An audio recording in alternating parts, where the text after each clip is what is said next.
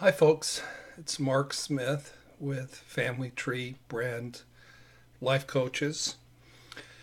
I'm going to be speaking with you today about something that I've never really addressed, and I haven't really heard it addressed by other speakers. Maybe it has been, but I haven't heard it. And I'm going to talk about relapse in your recovery from complex PTSD. Um, Most of my inspiration comes from my own pain. You know, folks who've been watching my videos, they're usually not dazzled by my intellectual abilities or my shockingly amazing insight into narcissism. Uh, they've been helped and nourished by me sharing my own struggles in this same process that they're going through. So, this video isn't about your healthy recovery treatment process from complex PTSD. It is about relapse. And the title of the video is 50 Symptoms of Relapsed Chronic Complex PTSD Recovery. So, if you got the things on this list, you know you're in trouble and you're probably stuck back again in your complex PTSD symptoms. And I suspect that I'm not the only one who's ever regressed and relapsed in this process because it's a very difficult process. I was working with one of my best clients the other day, and I could tell by her voice that it just sounded like a little girlish, and I could just tell that she wasn't in a good place. And she said that she's just had to admit to it herself and to accept that she has a chronic condition, a chronic medical condition called complex PTSD. So the way and I sort of agree with her that this condition that we have, you don't get healed, you don't get cured. It's like living with diabetes. If you don't stay on top of your game, if you don't recognize your limitations, if you don't take good care of yourself and practice healthy self-care and really invest in your recovery process, and then if you run yourself into the ground, it's all going to come back on you. And you'll be back to the beginning of your shattering or pretty darn close. So here's how relapse works. You do all the healthy stuff that got you healthy. You eat right, you do yoga, you do meditation, you go to therapy, you get EMDR, you get massages, you have a team of people surrounding you, you cry, you exercise, you do all the things that help you to heal, and you get to feeling better over time. Some of you newbies in shattering are wondering, when are you going to feel better? But you eventually, if you continue to faithfully do all those healthy things, you will feel better. And what happens is you feel empowered and you want to believe that you're better. You want to believe that you no longer have this horrible chronic illness. And you just want to be a normal person. And for me, this relapse happened over the holidays. And since the holidays, 2 years and 9 months after my shattering. So relapse can happen when you don't remember who you are and what you have, and you don't honor some healthy limitations. So this is how it happened for me. My wife and I needed to be closer to Indianapolis and be here more often, uh, mainly because my daughter has bipolar disease, and she was in the hospital and she was at her worst that she'd ever been. And we needed to be here in support of her.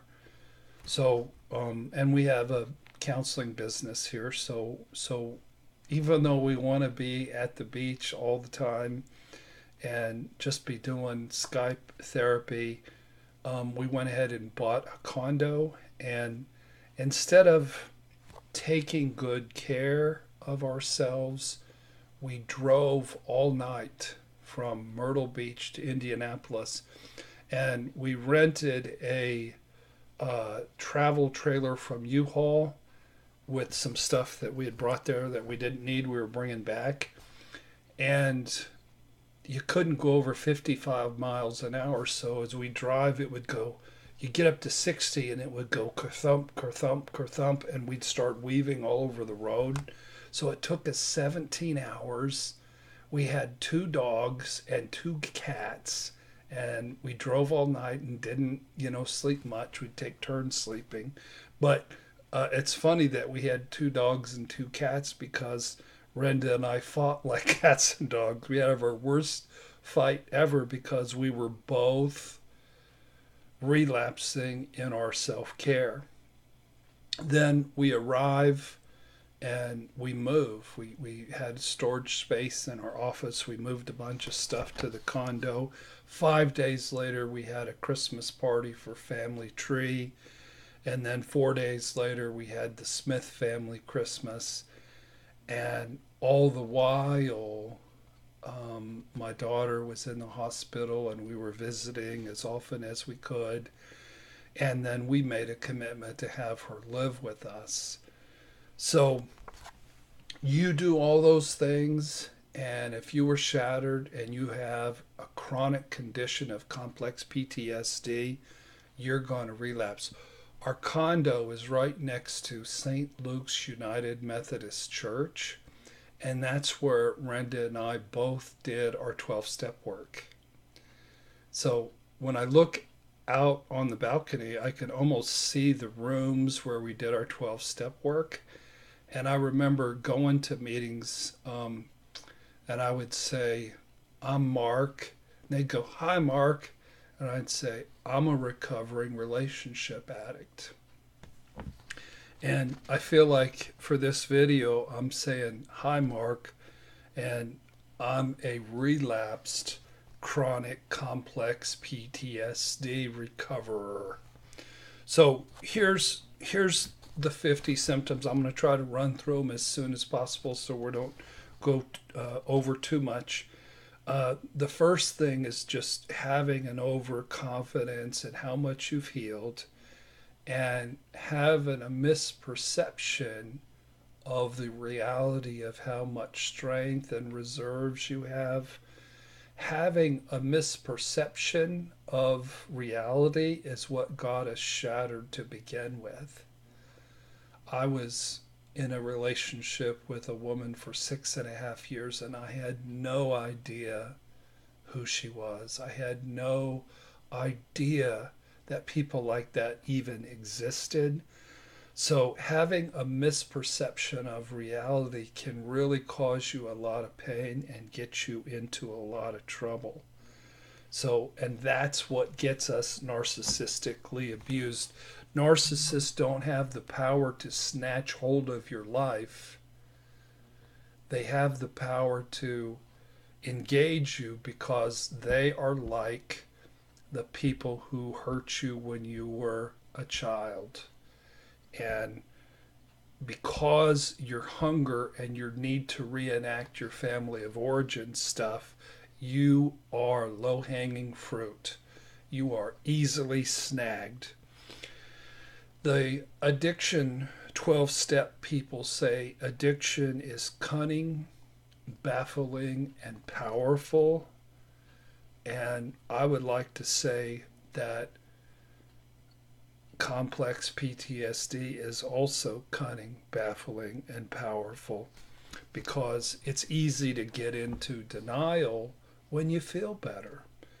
I got a comment on a video just today, and she said she was cleaning the windows in her house, and she said windows allow us to see, but when they're dirty, we can't see clearly. And that's what happens when we become overconfident and sometimes even grandiose in our belief that we're healed, we're better, we're warriors, we're strong, and we're overcomers, and we're not taking crap from anybody. But if you don't take good care of yourself, you're going to reshatter yourself. So the second symptom is a very deep and persistent sadness. The third symptom is brain fog. I shared in the live stream that when I was in Surfside Beach, I stopped by the very close neighborhood Piggly Wiggly. Have you all ever been to a Piggly Wiggly grocery store? I went there for 3 items, and I got in the store and I could not remember what the items were. I got one of the 3 and then a bunch of crap I didn't really need. But I could not remember, just there were only 3 items and I only remembered one. That's brain fog. Tearfulness. And it's not a horrible thing. We're all going to relapse. We're all going to relapse. And it's not a horrible thing. If you go through this again, it's just horribly painful. And of late, I've had some tearfulness that reminded me of the tearfulness that I had early in my shattering. My best friend came over to watch football, but he really came over to talk with me and to offer encouragement in my pain. When he left, he gave me a long hug, and I wept like a baby, and it really helped. Another symptom is abandonment trauma. My wife, we got this condo, and the first week we were here, she shipped me off. Second week we were here, she shipped me off back to the beach, and she invited her sister from Alabama because she wanted to redecorate the place, and she didn't really want me underfoot, if the truth be known. She wanted me to be off and away, and so she and her sister could do their thing. So I didn't see her for a week. And then this week, you guys hear me talk about On-Site, this wonderful, magical place near Nashville, Tennessee, on-site workshops. She's doing the Living Centered program for a week. But the first thing they do when you get there, the first meeting, they take your cell phones. So for this week, not only is my lovely, supportive, amazing wife not here, I can't email her, I can't text her. It's like it almost feels like I've been ghosted, and I know I haven't been ghosted, but it feels that way. So that has brought up a sense of emptiness and loneliness. So again, you'll be open to abandonment trauma. The 6th thing I call shooting air balls. Sunday, as part of my recovery process, I went and played basketball, and a big part of me wanted to isolate, but I went with my other best friend Lenny and my brother Sam, and it's called Old Guy Fat Guy Basketball, and we're having a hard time competing on Monday, Wednesday, Friday afternoon with the 26-year-old, 28-year-old great player, studs. So we've been skipping that, and we play on Sunday morning, and we play with some lovely, wonderful Chinese fellows. And what's nice about these guys is they're not very good. They're pretty good, but we beat them, us old fat guys. And they come over and say, "How did you guys beat us? You're old. You must have been really good when you were young." But during one point in the third game, I shot four straight air balls. When I'm talking air balls, I'm talking I missed the basket by like 15 feet. I mean, it was like, it really was embarrassing, and I really did feel shame because, and what I mean by that is when you're in your chronic complex PTSD symptomology, you don't have good hand-eye coordination. So the last game, I was relaxing. I was in a flow. I was 2 for 2 from the 3-point line and had another layup. So it's like you have to work through the trauma and just breathe deeply and relax. Hyper-vigilance about your environment. This was one of the scary, awful things early in shattering. I had a horrific trip to Walgreens when I was in the treatment center, just nightmarish. And I had some bad moments at Walmart. But uh, over the weekend, I think it was just on Saturday, I went to Costco, and there was a lot of people on Saturday at Costco, and I was claustrophobic and having little mini panic attacks, and I really struggled. Even though for the past year or so I've been to Costco many times and didn't have one single symptom. But if you relapse, you're going back to a bad place and time. The next thing is a paralysis of initiative. And when you're sad and when you don't have a solid sense of self, a lot of times you don't really know what to do next. I mean, you're sitting around the house and you don't know what to do next. It's like, should I call a friend? Should I take a nap? Should I try to do some work? You're just confused and aimless and apathetic. Number 9 is you have a sense of terror, like, the other shoe's gonna drop, because shoes have dropped on you. Big, heavy, steel case boots have dropped from the sky and crushed your skull. And you just have a sense that you're not at all safe. Um, I'll say more about it later, but I did a meditation today, a guided meditation by Bella Ruth Napperstack. And one of the things that she kept saying was, "You are safe." And she had you repeat, I said, "I am safe, I am safe." And it really helped. The 10th thing is this horrible symptom of the overwhelming sense of fatigue.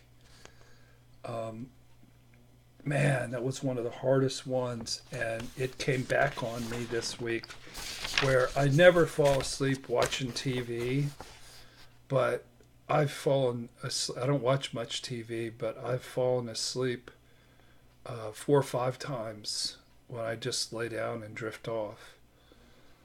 5 or 6 times of late, because I'm just so exhausted. And what's the saying that fatigue will make cowards of us all? And when you're that tired, you're just not up to snuff, and you just don't have fire in your belly. Number 11 is you start feeling the stigma of your shame, of having been the crazy one, the therapist who lost his mind, because people who don't understand complex PTSD or narcissistic abuse, they just think you're crazy, or they think you're a borderline, or they think you're bipolar, and you're not. But you have a stigma. And when you're solid in your recovery and you're filled with joy and you know who you are, you don't really care what people think.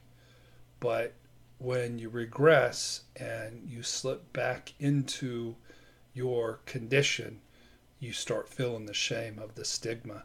Number 12 is you no longer have a team of, when I was at my worst, I had like 12 people on speed dial.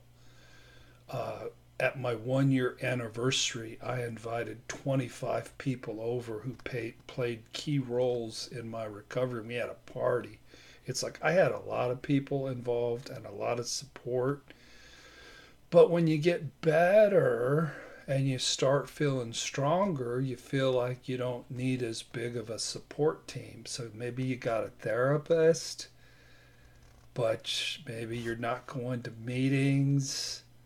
Maybe you don't have as many recovery friends. This week, I had my friend Fred come over, and then tonight I had dinner with my friend Brian, and it really Brian's not a recovery friend, but he's a friend from junior high school, and it was wonderfully normalizing for me. Number 13 is your voice changes. I'd mentioned this with a client that when she's in a lot of pain, not necessarily from relapse, but just from the rigors of the depths of her complex PTSD. But I've noticed this week and last week that when I cry, that wounded little boy voice who sounds really little doesn't sound like this guy. He sounds like a little boy, that your voice changes and you become little again. Number 14, you spiral in shame and you start to have a little bit of shame, and then you think and you have more, and then you think and you have more.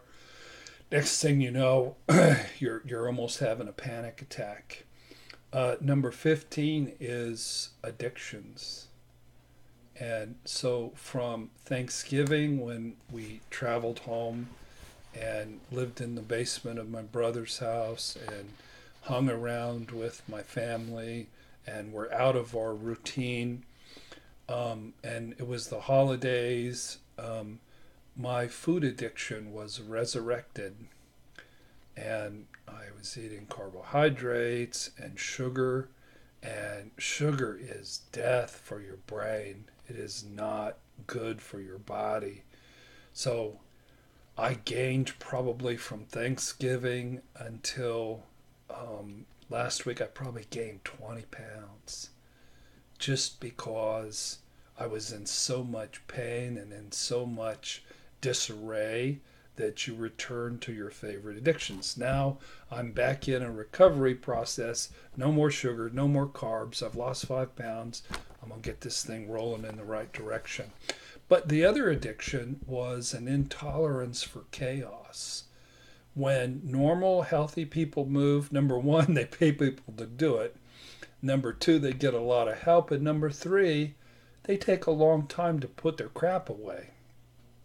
But if you grew up with chaos like Renda and I did, you got to have the whole house put together and settled in 3 days and hardly get any sleep in the process. And that was probably one of the hardest things, as well as, just the horror of my daughter, who I love so much, just being destroyed by bipolar disease, and me, doing the best I can, but being pretty powerless about it. So, those commercials, number 16, where it's a soap commercial and they say, hey, I'm Joe Cool and I'm healthy and I feel comfortable in my own skin. And when you're in relapse for complex PTSD, you do not feel comfortable in your own skin. But when your recovery's in a good place, you feel comfortable in your own skin. Number 17 is a loss of meaning. There's really nothing that you can do that you really want to do. It's like you lose interest in everything. Normally, I'm reading or listening to novels. I lost interest in that. I was bored with football. I couldn't find a place to play basketball in South Carolina. And part of the not knowing what to do next is you lose your passion for everything. Number 18 is you quit exercising. You got to exercise regularly if you have complex PTSD. And I've always exercised regularly. But starting with the chaos of Thanksgiving, I just flat out quit exercise. I just felt like I didn't have time. And that will ruin your brain chemistry. It'll ruin your body chemistry. And it'll put you in a really horribly bad place. I watched a video last night about functional medicine and how, as a culture, when we're depressed, they throw antidepressants at us instead of finding out, why are you depressed? Maybe you're not getting enough sleep. Maybe you're not eating right. Maybe you have some other medical condition. Maybe you're depressed because you're financially broke and you have a spending addiction. Oh, back on addictions, my spending addiction kicked in. And we spent too much getting settled into the new place. So you got to exercise your body. It is one of the best things that you can do. 19, your distrust of people and the universe quadruples. Number 20, you sort of, at least me, I sort of become shy. And y'all know me from these videos. When I'm in a good place, I'm not shy. I got a little swag going on. But relapse in your PTSD will destroy your swag altogether. You'll have a lack of confidence. When I did the live stream this week, I was feeling like a crappy live stream leader and a crappy therapist. And then all of a sudden, there was this outflowing of encouragement and positive feedback, and I started crying because it touched me so deeply. But when you're under this condition, you have a lack of confidence and you don't know who you are. Number 22, you start having tons of anxiety. Number 23, panic attacks. Number 24, you start having nightmares again. But write your dreams down and bring them to your therapist or look them up online, because they can give you a picture into, sort of a window into your soul. Sleep disturbances. You'll start really avoiding triggers when you're in a really 2 years and 9 months out and you're in a good place in your recovery. You can pass places that would have triggered you. It doesn't trigger you anymore. But when you regress, those things trigger you again. Number 27, my hands started to shake again. Number 28, you just lack a robust sense of self.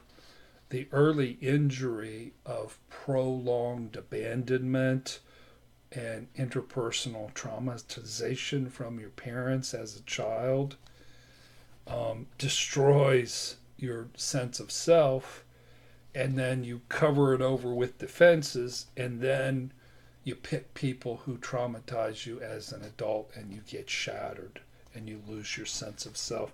Number 29 is confusion. I just got a comment tonight in one of the videos, and she said, I feel like my whole existence is not even real. Like I'm going to wake up from this. I'm so confused. It's surreal. These next three are from somebody named Lily Hope Lucaro. And I was looking at her website, and she said, terminal aloneness. Isn't that powerful?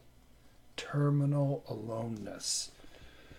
She said profoundly hurt inner child, of course. And the third thing she called muscle armoring. In other words, you're so tense, you're holding tension in your neck and the base of your skull here. We were doing therapy, Renda and I, with a couple, and there's different, I don't know a lot about this, but there's different chakras, and right in here is a place where you hold resentment. And when I started talking about his family of origin and his resentment toward them, he got a really bad headache right here, right as soon as I started talking about that. So my muscle armoring, I tend to get real tight in my side, and I get real tight in my like groin area, and that's where I get sick. And so that's muscle armoring, which I hadn't really heard that term before. Suicidal thoughts. My best friend Fred, when I was talking with him, I told him, and I really wasn't suicidal, but I was in so much pain, you start to have ideations. And so he was over at my house, and he gave me those hugs, and we had a good long talk. And he had another friend who was troubled. And today he went over to that friend's house, and this man did commit suicide. So this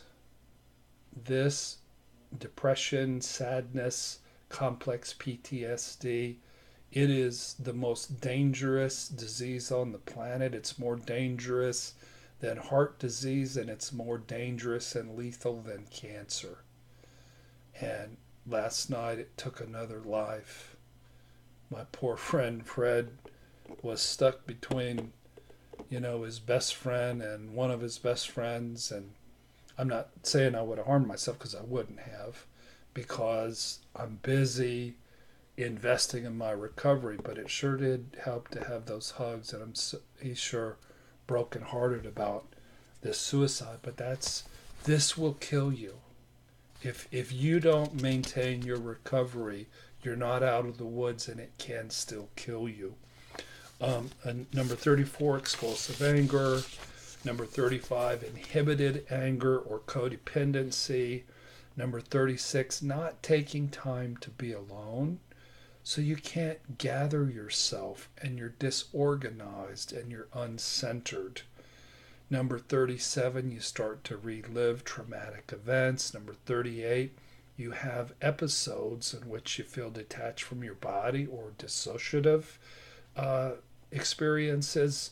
Number 39, feeling helpless and powerless. And this is another comment.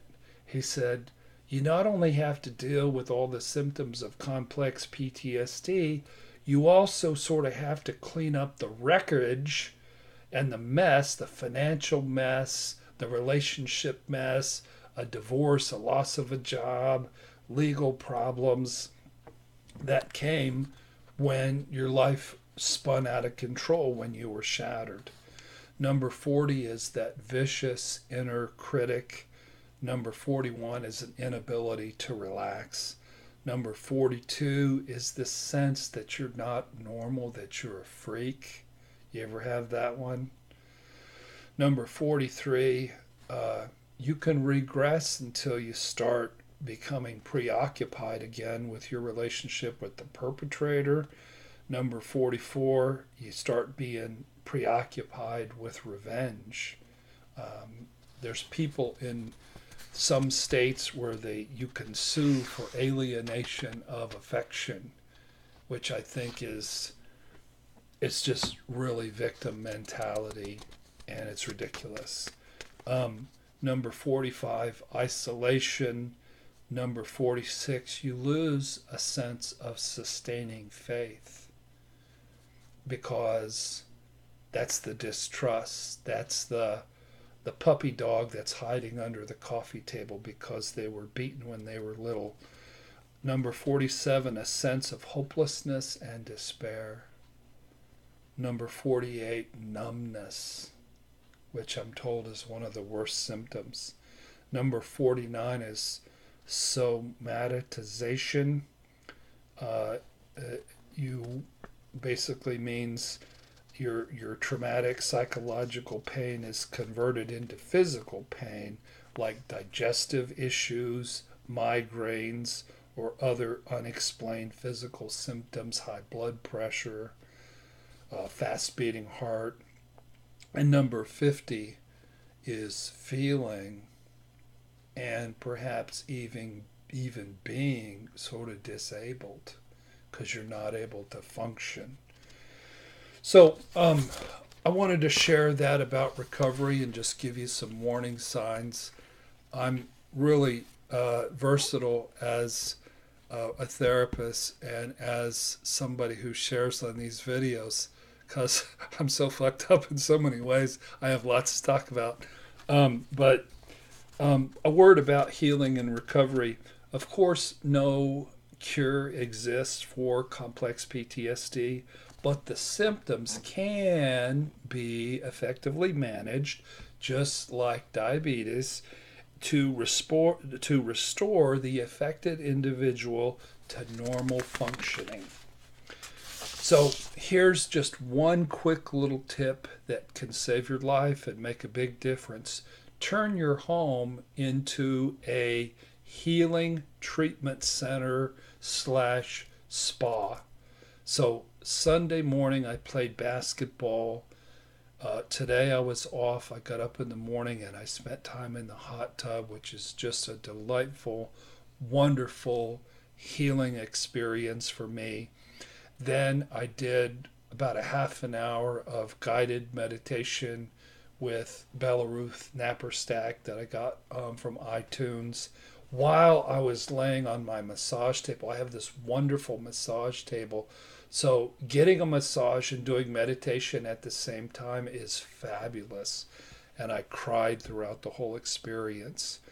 And then as a result of this wonderful video about functional medicine, I've started taking vitamins, B12, omega-3 oils, selenium, thiamine, coconut oil, and probiotics. And I'm already feeling better just in a short amount of time.